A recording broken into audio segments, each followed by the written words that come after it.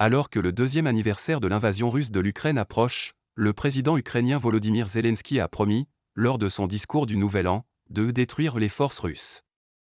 Peu de temps après, de nouvelles attaques russes ont touché l'Ukraine, entraînant la mort d'au moins 5 personnes.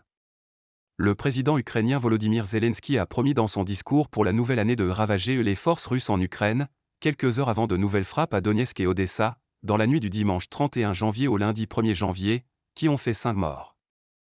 Moscou et Kiev voient une escalade des violences ces derniers jours avec une attaque sans précédent qui a fait 24 morts samedi à Belgorod, en Russie, succédant à une attaque de missiles contre l'Ukraine vendredi, qualifiée de massive par Kiev, et qui a fait une quarantaine de morts.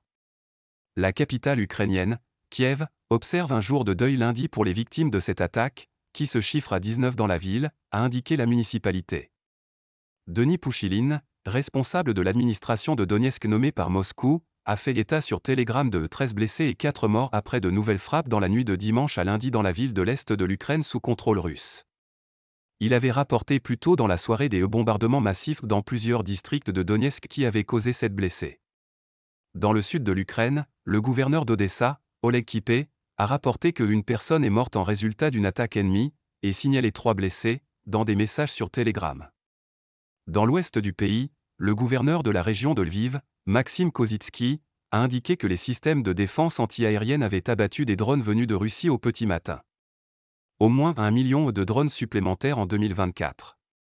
Lors de son discours pour la nouvelle année, Volodymyr Zelensky a promis de ravager les forces russes qui ont envahi son pays, au terme d'une année marquée par l'échec de la contre-offensive estivale de l'Ukraine et le gel quasi total de la ligne de front. L'Ukraine disposera d'au moins 1 million de drones supplémentaires dans son arsenal l'année prochaine, a ajouté le président ukrainien, ainsi que d'avions de chasse F-16 fournis par ses partenaires occidentaux. Son homologue russe Vladimir Poutine a lui assuré lors de ses vœux de Nouvel An que son pays ne reculerait jamais. Après un discours très martial l'an dernier, il a proclamé dimanche que l'année 2024 serait celle de la famille. Sans mentionner explicitement l'Ukraine, il a rendu un hommage appuyé aux soldats, des héros, les assurant du soutien de la nation entière. Dimanche, la Russie avait frappé Kharkiv, dans le nord-est de l'Ukraine, en réponse à une attaque sans précédent contre Belgorod, ville russe située à une trentaine de kilomètres de la frontière ukrainienne. Les bombardements à Belgorod, qui ont tué 24 personnes et blessé 108 autres, selon le gouverneur de la région, Vyacheslav Gladkov, ont été l'attaque la plus meurtrière pour les civils en Russie depuis le début du conflit en février 2022.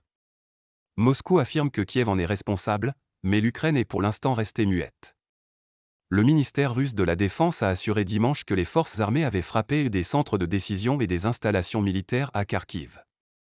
Mais le gouverneur de la région ukrainienne visée, Oleg Singubov, a indiqué que des roquettes avaient touché samedi soir un hôtel, des bâtiments résidentiels, des cliniques ou des hôpitaux, faisant 28 blessés.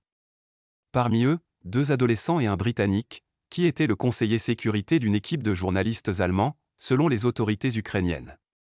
Moscou nie toujours viser des cibles civiles en Ukraine. L'armée de l'air ukrainienne a affirmé que 6 missiles guidés russes avaient visé Kharkiv.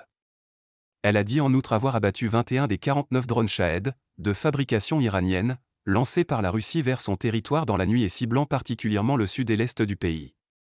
Avec AFP.